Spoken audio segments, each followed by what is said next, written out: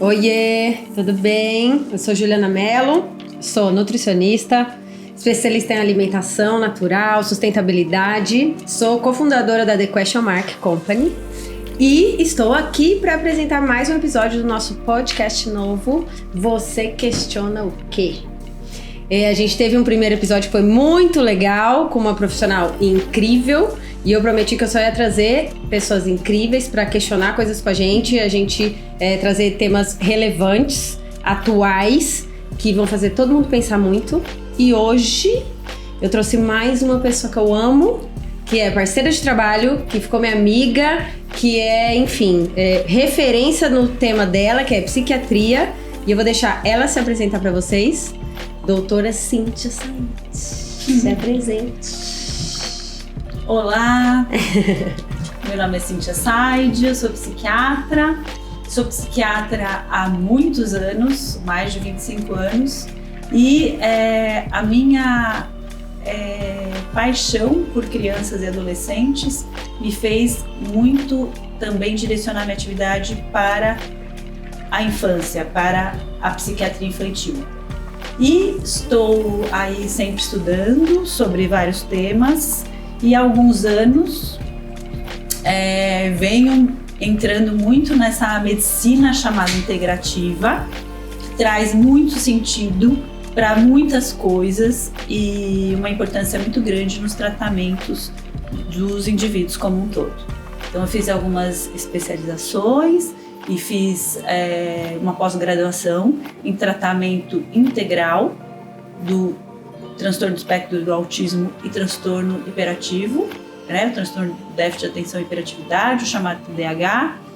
E aí isso aborda várias questões do neurodesenvolvimento e também venho fazendo uma pós-graduação em adequação nutricional e homeostase, que tem um trabalho aí da integrativa. Já me dá um negócio aqui, ó, que eu já quero falar de 10 coisas, ficar perguntando mais um monte de coisa. É um tema que eu amo muito e a gente já conversou na clínica, nós somos parceiras de trabalho, né, na clínica que a gente atua, e a gente já conversou algumas vezes na clínica sobre como hoje existe um papel visto da alimentação na saúde mental, que é uma coisa que não existia, né? Acho que quando você formou, todos os anos que você trabalhou, não tem, a alimentação tem a ver com a saúde mental. Você vê isso hoje? Sim, eu acho que é fundamental. É um dos pilares, assim, se a gente for pensar em até falar medicina de estilo de vida, né? Que hoje é um tema muito discutido, existem cursos especializados nisso. A alimentação é um dos pilares de saúde. E você na prática vê resultado diferente nos pacientes? Você tem esse retorno deles, assim, realmente mudei significativamente algumas coisas da alimentação e, nossa, doutora, tem diferença? Sim, eu acho que a partir do momento que é possível a prática, exercício de mudança de hábito, o paciente vai se percebendo mesmo, né? Como faz diferença no dia a dia, em várias questões, né? No seu ânimo, no seu humor, na sua qualidade de sono, na parte cognitiva, várias coisas vão fazendo diferença, sim, no que a gente fala, né, em relação à atividade inflamatória, que a alimentação também pode piorar, né, dentro dos quadros que a gente chama neuropsiquiátricos. Existem hoje muitos estudos que abordam as questões de componentes inflamatórios relacionados aos sintomas e diagnósticos, né? Então acho que vale muito desinflamar o paciente. Né? Porque alimentação é meu tema e saúde mental é uma coisa muito... A gente tem falado isso, né? Que é muito atual, mas a gente tem falado isso há muito tempo. Então ela vem sendo atual há muito tempo. Talvez... também é uma discussão, talvez não havia diagnósticos tanto quanto tem hoje, ou de fato a gente escolheu um estilo de vida que mudou muito o padrão de saúde mental. O que você acha? Você acha que o que mudou? Por que tem tanto ou diagnóstico novo, ou mais número de diagnóstico de coisas que talvez eram conhecidas, mas apareciam tanto. Na minha concepção, assim, na minha percepção, eu acho que ao longo do mundo, né, da história do mundo, houve mudanças também em relação aos quadros que se apresentam com mais frequência, né? Isso pode ter uma relação com cultura, com estilo de vida, com variadas questões e até identificações, né? Então, muitas coisas que antes nem se sabia que eram doenças, que eram quadros necessários de cuidados médicos, tinham necessidade de cuidados médicos, hoje a gente pode pensar que sim, opa, isso aí não é normal, né? A gente pode pensar isso em diferentes tipos de diagnóstico. Me dá um exemplo? Então, por exemplo, depressão. Muitas vezes, há algumas décadas atrás, isso não era detectado necessariamente como doença, né? Então hoje a gente tem uma percepção muito maior e muito mais informação disseminada em todos os possíveis acessos que as pessoas em geral têm, que a gente consegue perceber que, olha, peraí, existe um prejuízo do funcionamento, essa tristeza não é tristeza, é melancolia, é um processo, né, que deflagra vários prejuízos e vários sintomas diferentes que acabam interferindo no desempenho, na vida, né, na qualidade de vida, no sofrimento do indivíduo. Então, peraí, será que isso é só aquela pessoa daquele jeito? Né? Aquilo faz parte da personalidade do sujeito? Não, muitas vezes os sintomas não foram identificados. E quantas pessoas, no meu dia a dia eu escuto às vezes as pessoas trazendo histórico familiar, falando, olha, teve alguém na minha família que morreu de depressão. Eu acho que tinha depressão, porque morreu dentro de um quarto, fechado, não queria falar com ninguém, foi ficando doente. Então a gente vai entendendo assim, antes se entendia como um processo natural, não sei.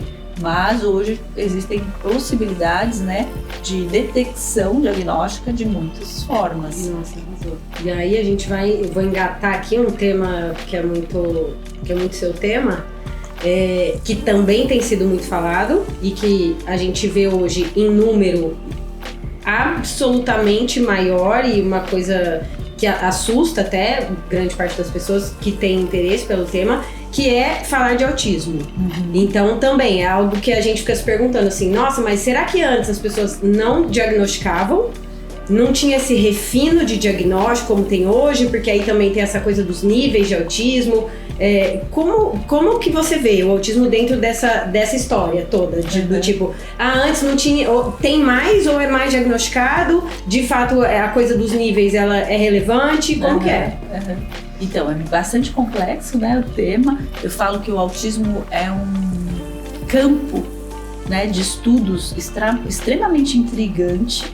Né, para mim é muito desafiador, pessoalmente. Eu gosto muito desse tema e dessa prática, né, de trabalho com crianças, pessoas autistas, né? Então eu entendo assim que é extremamente importante e relevante esse assunto. Não é à toa que tanto se fala hoje sobre isso.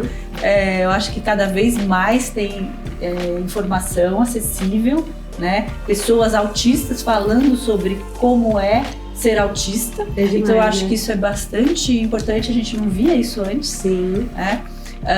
Então assim, pensando assim, né, Ju? A prevalência de autismo. Isso. A prevalência a gente entende como número de casos em determinado período de tempo, como que foi estimado isso, como que se dá, né, essa estatística. Em determinado tempo, você analisa o número de casos detectados. Então, se a gente pensar que em 1975 a prevalência de autismo estimada era um caso para cada 5.000 pessoas, tá? E nós fomos avançando de uma forma que em 2004 era um caso para cada 150 pessoas. Olha a mudança. 75 para 2004, gente, como que pode? E ao longo do tempo, né, em 2014 já teve um impacto bastante importante quando se falou em um caso para 68 pessoas. E a última, existe um centro de detecção e prevenção de doenças, né, nos Estados Unidos, é o chamado CDC. Então eles são responsáveis por divulgar várias estatísticas aí relacionadas a diferentes quadros, e o autismo teve um estudo recente que levantou os casos, e geralmente a estatística é divulgada de 2 anos, a cada 2 anos. A última informação que nós tivemos foi que nós estamos na questão, uma pessoa a cada 36 pessoas estão no espectro do autismo. Mas assim, né? Será que não era diagnosticado? Isso. Eu acho que pode ser as duas coisas, Isso. né? Porque não pode ser uma só, gente. E na verdade, assim, eu venho observando, né, mais de década, porque como eu tenho mais de 25 anos de formada, esse debate. Por que hoje a gente sabe que existem mais pessoas autistas do que antes? Porque os instrumentos diagnósticos estão muito melhores, nós temos variadas escalas aí, científicas, que podem auxiliar na detecção diagnóstica, os profissionais estão melhor capacitados, existe uma possibilidade, né, assim, as pessoas estão mais especializadas, né, de diferentes áreas, médicos, psicólogos, fonoaudiólogos, profissionais, todos que trabalham com essa área especificamente. Mas eu sempre fiquei pensando, mas será só isso? Será só isso que justifica essa estatística? Porque nós ficamos melhores em identificar e diagnosticar? Eu realmente acredito que não. Eu acredito que tem muitas questões relacionadas à multiplicidade de coisas relacionadas ao autismo. Porque quem trabalha com autismo costuma dizer, não é o autismo, são os autismos. Né? Porque aí já fica novo pra mim. Porque assim, ó, se a gente pensar lá, desde 1943, né, quando Kanner escreveu de fato esse quadro com o atendimento de 11 crianças, ele descreveu os casos, né, e trouxe à tona a possibilidade de um diagnóstico específico na infância. Para hoje, né, nós temos muitos pesquisadores, estudiosos que se debruçaram sobre a questão. Mas lá resumindo assim essa coisa histórica, em 2013 houve uma mudança na nomenclatura diagnóstica, lembro disso. Determinada pelo DSM-5, que é um tipo de classificação, né, que é internacional e norteia. As classificações internacionais em medicina ajudam para nortear, né, o diagnóstico, categorizando melhor os critérios que são necessários para se realmente confirmar um diagnóstico. Então o DSM-5, que é uma referência diagnóstica, trouxe à tona uma nova nomenclatura, que passou então o tal do transtorno global do desenvolvimento, na época, passou a ser chamado de transtorno do espectro do autismo. Qual que é o jeito certo de falar então? Fala pra nós. Hoje, transtorno do espectro do autismo. Então a pessoa, mas a gente pode falar, sou autista ou é autista ou tenho espectro autista. Ah, muito bom você ter feito essa pergunta. Porque as pessoas, antes a gente falava a pessoa que tem autismo, hoje a gente fala a pessoa autista. Por quê? Porque o autismo é um quadro, né, do neurodesenvolvimento. Então, houve alterações dentro do esperado para cada etapa, marco do desenvolvimento infantil, que nós consideramos esperados para cada idade, né? Então, a aquisição desses marcos de desenvolvimento foram diferentes. Então, há um funcionamento diferenciado. né? Então, autismo não é uma doença. É uma característica da pessoa, é isso? É um funcionamento diferenciado com características específicas. E se você quiser que eu explique um pouco sobre em que âmbitos estão, né, essas características específicas, resumidamente, a gente pode dizer que são em 3 esferas principais. A interação social, então a troca com o outro, a leitura dessa relação, a construção de vinculação é diferente, né?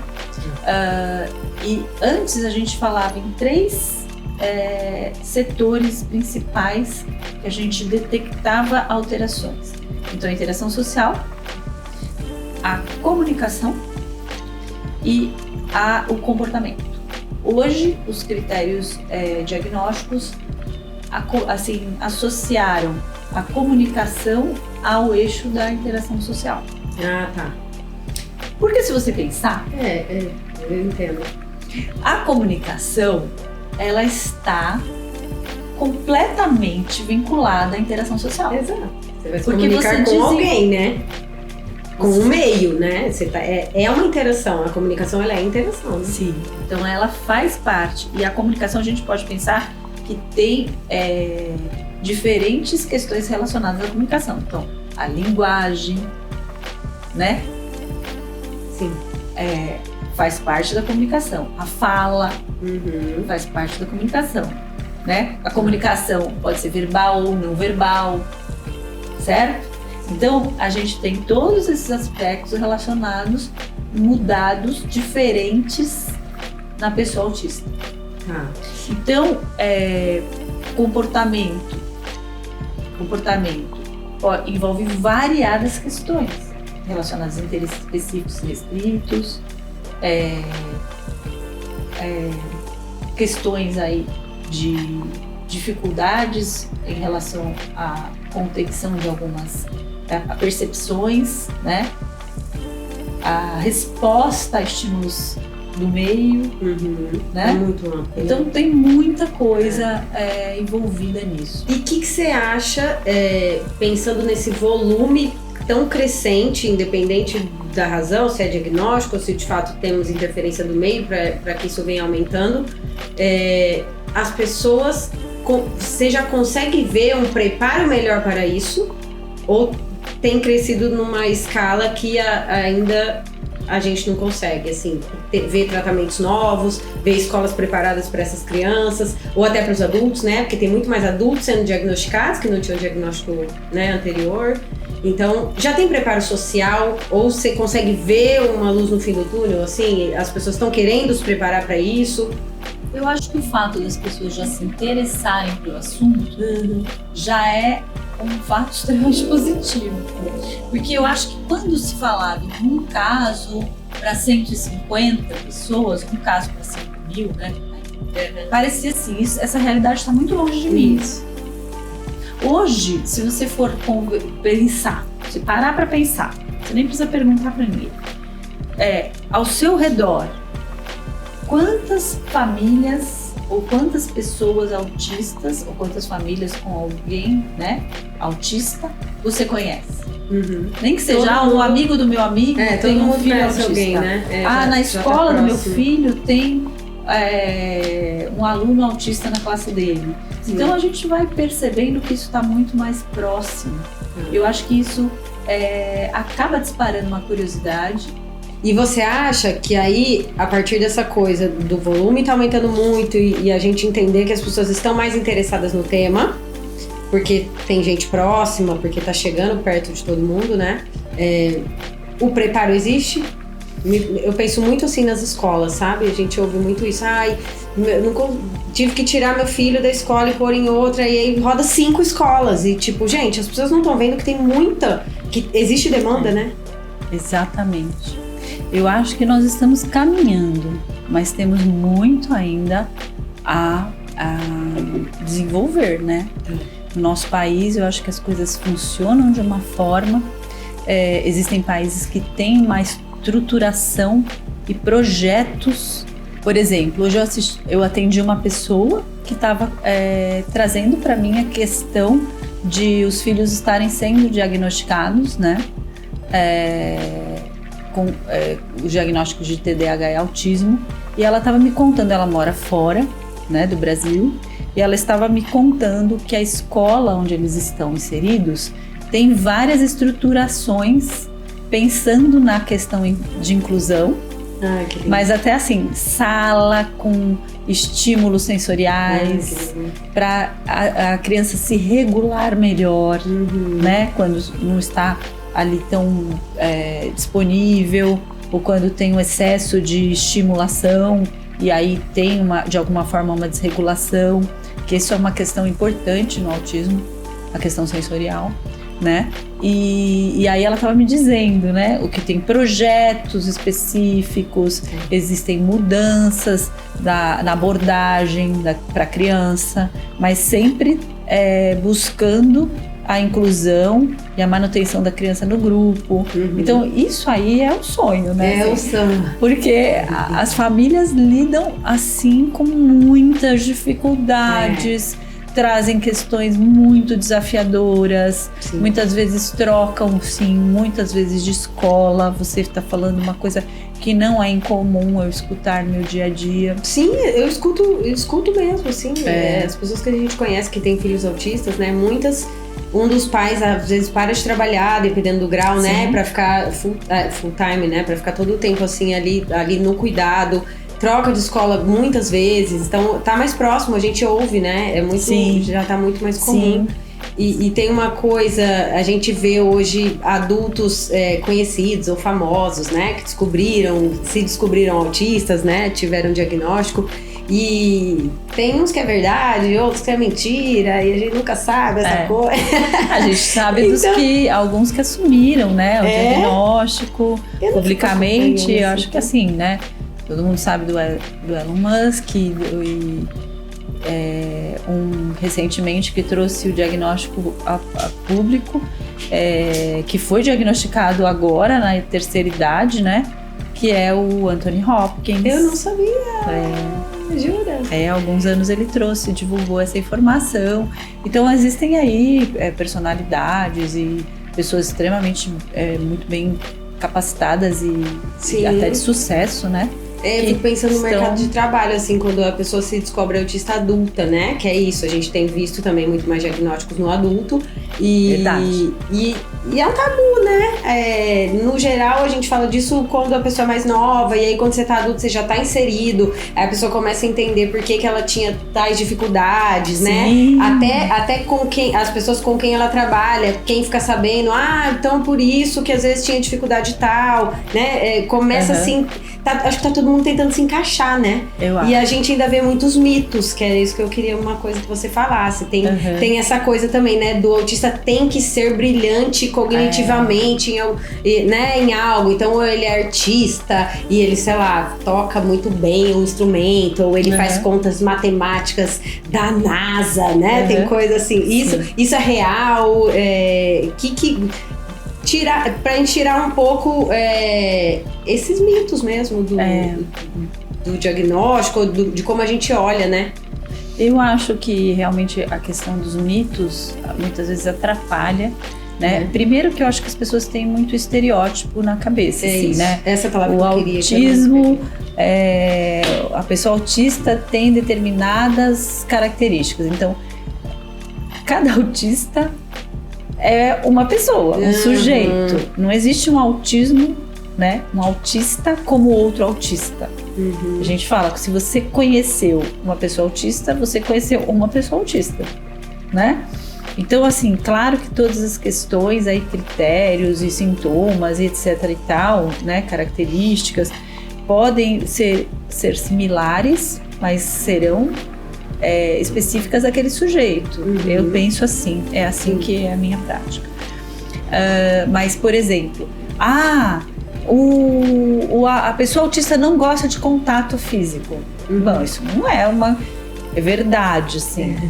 Existem pessoas que têm realmente uma sensibilidade sensorial maior, tátil, e não têm um conforto de serem tocadas ou serem terem uma aproximação assim mais importante, mas outras pessoas não, né?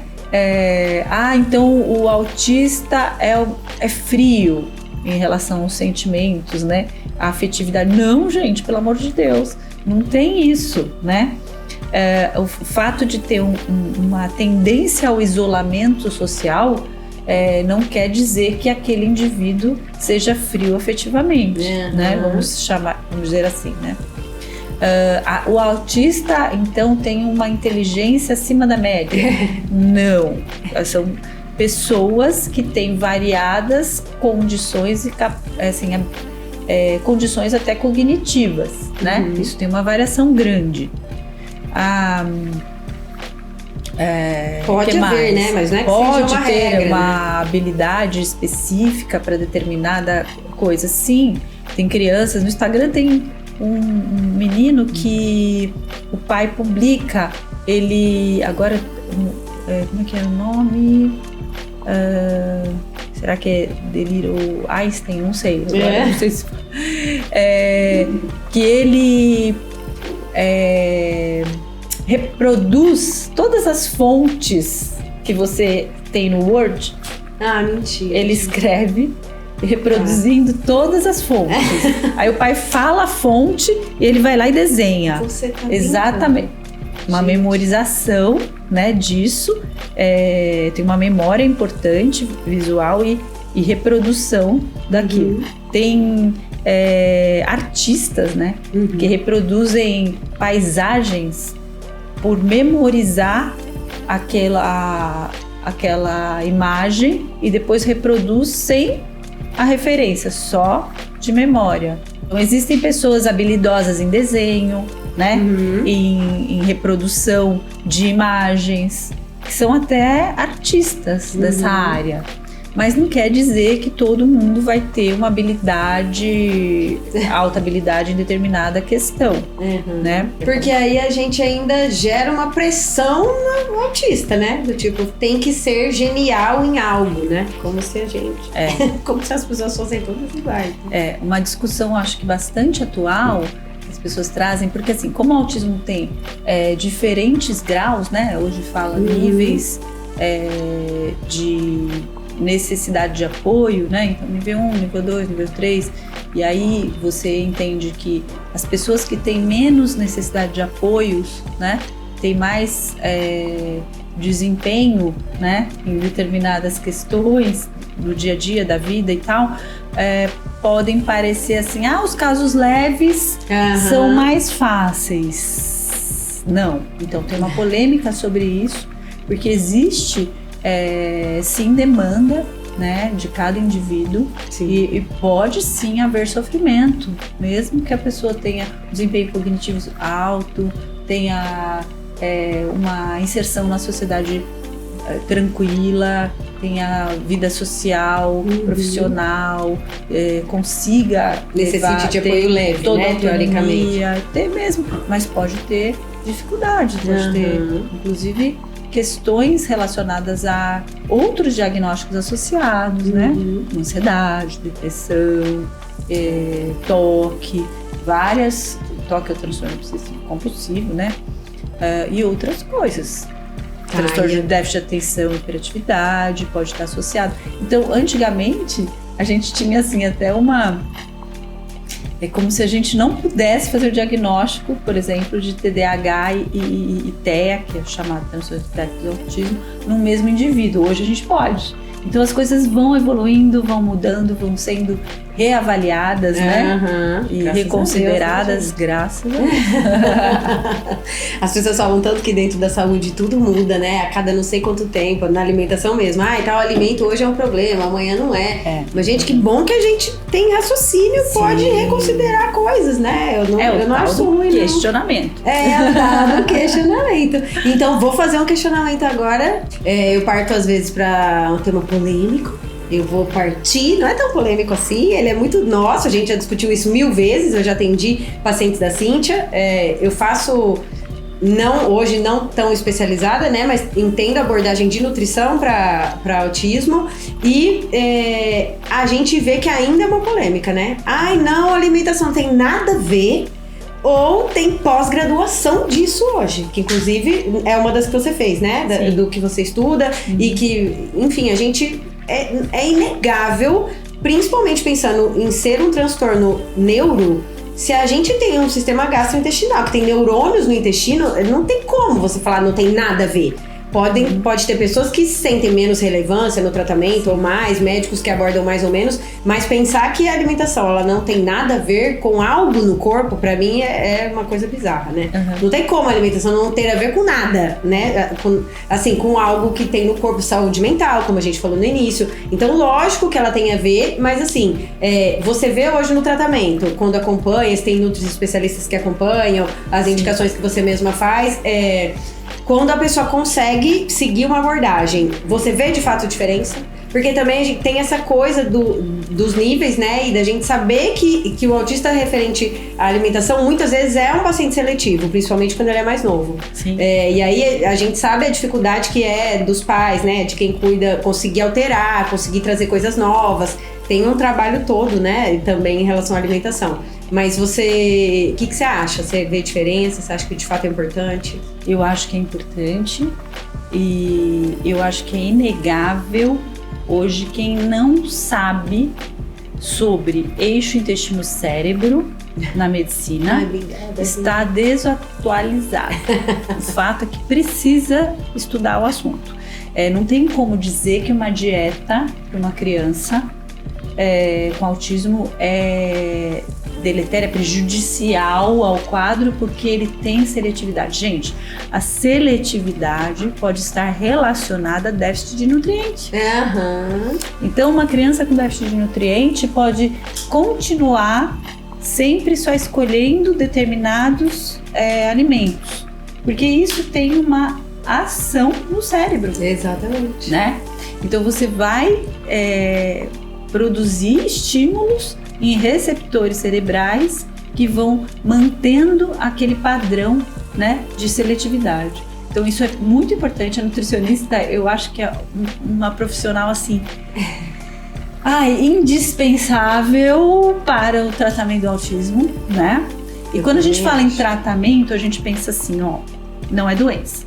Então a gente não está buscando cura. Sim. Quem promete cura, desculpa, mas está trazendo uma informação muito errada. E séria, né? Porque vai frustrar em algum nível, né? Sim. Mas a gente tem que pensar que o tratamento do autismo envolve muito mais do que, eu entendo assim, existe uma grande importância das terapias, mas envolve muito mais do que terapias. E medicação nem se fala, porque não existe medicação para autismo. Que bom você não falar existe disso. medicação para autismo. Existem medicações possíveis de serem utilizadas em determinados sintomas que trazem muita disfunção ou alteração grave do comportamento. Mas eu, por exemplo, sou uma pessoa que tem muitas restrições em relação a prescrever medicamento para criança. Gente, psicotrópico é coisa séria. E não é para aquele quadro, né? Não é para o autismo, é para talvez você conter ou auxiliar determinado comportamento que é muito prejudicial, certo? Agora, por exemplo... Não é assim, medicamento para autista. É dependendo do quadro, se a pessoa tem algo que exige uma medicação, aí você vai escolher a medicação, né? Tal medicação para tal... Exatamente. Todo autista vai usar o mesmo medicamento. E não é porque tem o diagnóstico de autismo que vai ser medicado, pelo amor de Deus. E assim... Gente, ouçam isso! E a questão da complexidade, né, desse diagnóstico envolve muitos eixos de tratamento. A gente pode pensar assim, a gente tem que fazer uma investigação do paciente, porque cada sujeito é único. Então, cada sujeito vai ter questões também fisiológicas, metabólicas, endocrinológicas, inflamatórias, genéticas, infecciosas, genéticas. Mas assim, eu estava até pensando nisso e estava vendo, né, um estudo científico que coloca que cerca de 30% dos casos você consegue compreender que há uma genética ali, né, que você consegue detectar. É um quadro genético. Então, a gente não tem que fazer. Gente, os geneticistas hoje falam o seguinte: genética não é destino. Gente, mas quem que ainda fala isso? 2023, Brasil? Fala sim.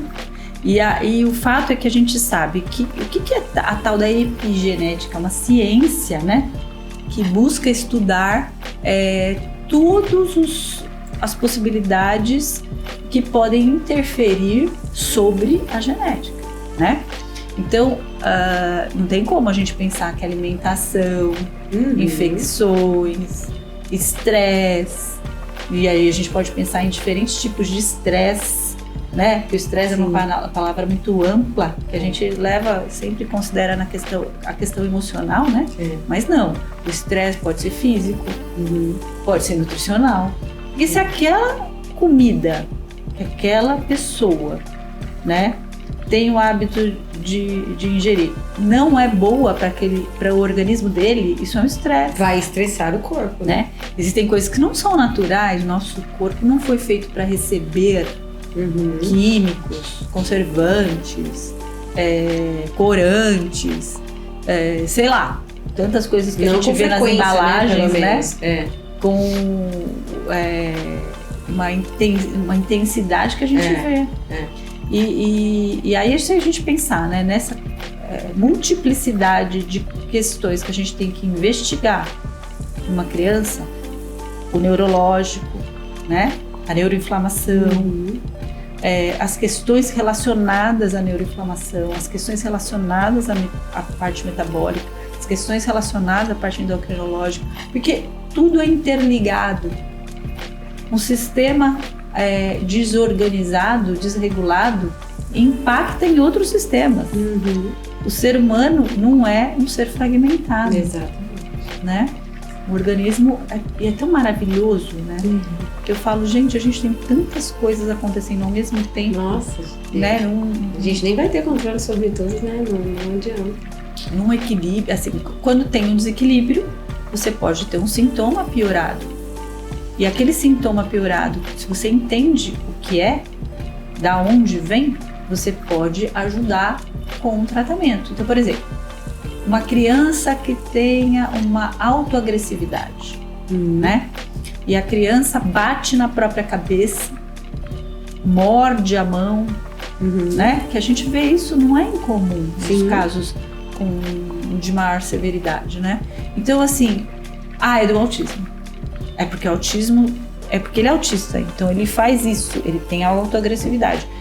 E eu vejo assim, e quando eu fui fazer a minha pós-graduação, né, do tratamento integrativo, isso que a gente discute, gente, quem disse que esse menino não tá com dor de cabeça?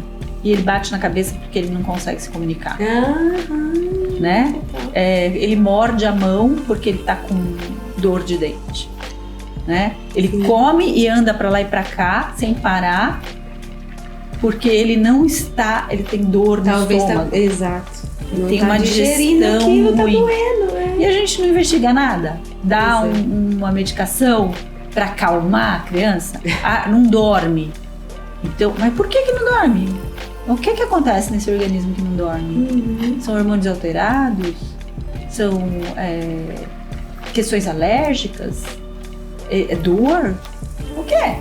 E esse indivíduo não te comunica o que ele sente, até porque muitas vezes ele não identifica e não tem mesmo, né, a construção de uma comunicação funcional. Então, como é que a gente faz para aliviar o sofrimento desse indivíduo? Que bem. Eu amo a sua conduta diagnóstica, porque ela olha tudo, né? É isso que você falou, não é autista, toma tal remédio. Então, essa abordagem da integrativa, só para vocês entenderem um pouquinho, ela vai bem a fundo, né? Então, colhe-se muito mais exames do que era convencionalmente o que a gente estava acostumado. Existe uma anamnese, né, que é aquela avaliação inicial que se faz do paciente também muito mais aprofundada. Enfim, quem pode até a condição é avaliado até a condição genética, enfim. Fica já ainda assim é algo complexo, né? Mas já fica mais fácil a gente conseguir a comunicação com alguém que não se comunica. Então você entender, nossa, existem tais deficiências, talvez tem parasita, que a gente sabe que no autismo também é uma coisa que é polêmica, mas assim, é inegável quando a gente pega exames e faz um tratamento e vê a melhora, como que também, tanto que interfere, né? Que ser humano que não tem parasita, pois né? E o tanto que interfere em todos, mas a gente mesmo não tem essa ciência pra ter essa comunicação, né? Você imagina quem não se comunica? Então, é como a microbiota, né? A gente é hospedeiro de muitas coisas e não se olha pra isso. E o intestino é o início de tudo, né? Porque lá Hipócrates, né, em 400 antes de Cristo, disse: toda doença começa no intestino. Então, assim, como que a gente vai ignorar o que entra pela boca, né? Que alimento é o que você está oferecendo, né? Eu entendo, assim, que há um desespero das pessoas e das famílias quando a criança é seletiva. Agora, um médico dizer, olha, isso não faz nenhuma diferença, bobagem, isso não tem fundamento, isso não tem estudo científico, é porque não foi atrás de olhar. Eu acho que é porque não quis um estudo científico, né? Porque a gente viu já um monte. Porque a gente vê, exatamente, né? Então, e autismo é um tema extremamente estudado, pesquisado, né? Então, eu acho que existem aí congressos internacionais de medicina integrativa, funcional, para buscar entender melhor que possibilidades de tratamento a gente pode oferecer para o nosso paciente. Como se não tivesse diálogo, né? Então, eu falo, equipe, é tão gostoso a gente trabalhar em equipe. Então, tem uma nutri que entende a sua linguagem, aí você tem um alergologista, um imunologista, um pediatra, né? Um endócrino, uma pessoa que pode te ajudar e tá entendendo que você tá investigando. Exato. É tão lindo, é tão gostoso. É uma delícia mesmo. E eu acho que assim, né? É tirar um pouco essas barreiras defensivas que o ser humano cria quando não conhece algo, quando não ouviu falar. Né, a gente tem que buscar, não sei, né? Eu acho que a prática clínica exige humildade, né? Nossa, exige mas eu te vejo muito nesse lugar. Eu sei que eu vou falar, ela vai falar, imagina. Mas a Cíntia tem mais de 20 anos de profissão e agora, pensando em olhar para a medicina com um olhar mais funcional, é alguém que sempre esteve muito aberta. Então ela vai fazer essa carinha de modesta, porque ela é mesmo. Mas é uma sede de conhecimento. Nós somos, eu Tereza, né, que é a T, que já fez o podcast com a gente, que é minha irmã, nós trabalhamos todos juntos. Nós somos muito mais novas, a gente tem menos tempo de experiência clínica do que ela. E é uma pessoa que, assim, vem aprender todo mundo junto, sempre quer saber, sempre quer entender. Então é essa coisa, né, da gente olhar e pensar, vou fazer um embate porque não sei do tema. Pra que fazer um embate? Ninguém sabe tudo de tudo. Ninguém vai saber tudo. Vamos falar, não sei esse tema, então tá bom, vou estudar, ou vou ouvir de alguém que sabe, ao invés de eu falar mal, ou de eu questionar no mau sentido, né? De eu fazer um embate, assim. Por que fazer embate se você não sabe? Fechar. Não tem argumento, né? Pra se fechar. Então, às vezes é mais fácil quando a gente se fecha, a gente não aprende. Agora você tá falando isso porque eu adoro aprender com outro. Adoro. Acho que assim, aprendi muito já na minha vida com várias equipes com quem eu pude trabalhar, a oportunidade de ter profissionais maravilhosos assim ao meu redor. Eu adoro mesmo. Porque ninguém vai dominar tudo mesmo, é o que você falou. O outro tem uma especialidade, um conhecimento que você não tem, então por que não trocar? E aí, fala. Aí eu pensei agora uma coisa. Você falou de tema polêmico. Que pergunta que você quer fazer?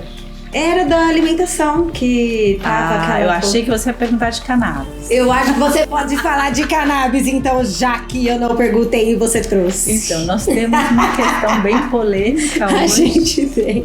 Primeiro, só fala como que tá a legislação para cannabis na medicina, porque então, eu fui atualizada agora, que eu achei que tava num pé e você já me falou que tá no outro. Então, infelizmente a gente tem uma resistência nos conselhos, né, médicos em relação à atuação do médico. Mas o médico tem autonomia, isso tem que ser garantido, respeitado, né? E quando o seu paciente não teve a possibilidade de resposta com variados tratamentos que você propôs, a gente fala no tratamento compassivo. Qual é a raiz dessa palavra? É o tratamento por compaixão, né? Como a gente não trabalhar com compaixão?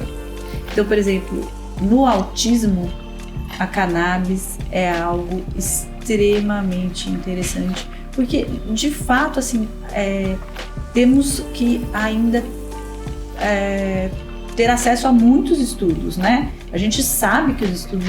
Porque, afinal, se fala em sistema endocannabinoide desde quando? O sistema endocannabinoide é um sistema que o indivíduo, qualquer organismo, né, mamífero, vertebrado, possui. Então, o sistema endocannabinoide começou a ser descrito e divulgado perto da década de 90. No final da década de 80, começou a se divulgar esse conhecimento. Então, gente, é muito novo isso. Como é que a gente pode fechar as possibilidades para uma coisa tão importante, complexa, difícil de estudar e que não pode ser banalizado? O tratamento com cannabis medicinal não deve ser banalizado. É muito importante isso. E a gente vai achar que não tem nada a ver. Tem estudo aí que vai mostrando a hipótese de desregulação do sistema endocannabinoide. Isso pode ter a ver com polimorfismo genético. O que é polimorfismo, gente? Gene alterado. Todos nós temos. Isso. Todos nós temos genes alterados. Então, se a gente pensar que existem pessoas que têm uma desregulação do sistema endocannabinoide e que a cannabis medicinal é uma possibilidade de ativação e modulação desse sistema, como descartar essa possibilidade? Mas os efeitos de tratamento, né, são muito claros, assim, por isso que eu acho que a discussão ela é tão complexa. Porque, tem estudos há poucos anos, mas assim, tem muitos estudos muito bons e os efeitos são muito óbvios nas pessoas que necessitam, né? Enfim, a gente sabe que isso pode ter N razões, mas talvez apesar de hoje não ser algo possível para usar em autismo, né? Então, como possível, você disse. Eu acho que depende muito da circunstância. Eu tenho uma frase para mim, né? Nada é para todo mundo. Não adianta. Cada indivíduo tem a sua necessidade. Mas assim, existe estudo falando da desregulação do sistema endocannabinoide no espectro do autismo. Então isso aí vai ter muita coisa ainda pra gente aprender. Mas hoje pode prescrever? Essa que é minha dúvida. O Conselho Federal de Medicina tá ainda muito resistente a algumas questões. Então tá liberando, né, teoricamente, para principalmente 3 diagnósticos relacionados à epilepsia refratária na infância, né? São diagnósticos. Para quem não sabe, a epilepsia refratária é o tipo de epilepsia que não tem resposta medicamentosa. Isso. Mas assim, a Anvisa já tem uma grande evolução na possibilidade de autorização de tratamentos. Eu acho que não dá para a gente ficar com essa dicotomia, né? Assim, poxa, a gente tem uma agência reguladora que aprova as prescrições, autoriza a indicação do médico e os conselhos ainda são muito resistentes. Então a gente precisa de mudança, com certeza.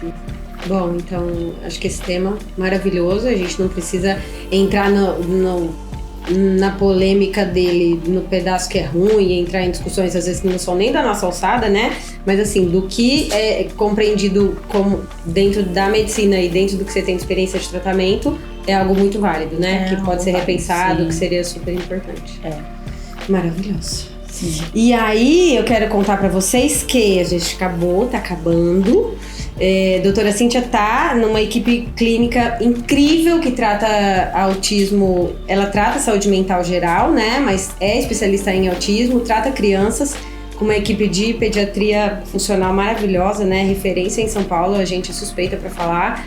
Então tem ali toda uma equipe para fazer tratamento multidisciplinar, que é maravilhosa. E fala onde você trabalha, fala pro povo quem quiser te conhecer, seu Instagram e tudo. Eu tenho consultório há 20 anos, né? Então as pessoas às vezes falam, nossa, mas como é que é? Então, assim, é como se eu fosse, ao longo do tempo, né, me instalando em diferentes lugares. Hoje eu estou na Clínica Pura, né?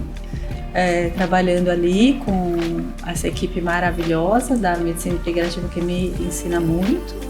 E eu também faço parte do Espaço Partageiro, que é um espaço que a gente é um grupo de pessoas, principalmente psicanalistas, mas com outras atividades também terapêuticas, outros tipos de terapeutas, médicos também que estão no grupo, fisioterapeuta, fono, que também é um grupo que é muito importante para mim, né? Que delícia. E é isso. E acho que é isso. Cíntia atende presencial, atende online. Isso. A gente troca muitos pacientes, recebe indicações. Sou suspeita, não posso falar. Eu quero te agradecer muito. Eu acho que a gente pode depois fazer podcast de todas as coisas de saúde mental, porque todo mundo vai querer, pode ter mais de autismo. Eu acho que, não sei, eu amo esse tema, você sabe.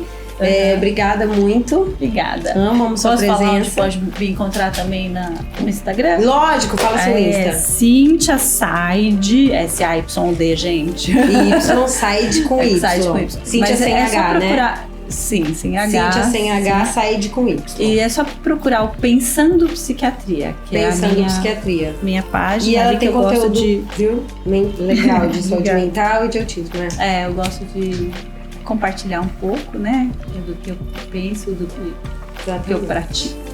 E é isso. Obrigada pela oportunidade. Se vocês gostaram, interajam com a gente, que aí a gente vai entender se traz mais esse tema, mais saúde mental e tudo que vocês querem, que vocês gostam, que a gente precisa discutir e questionar. Obrigada.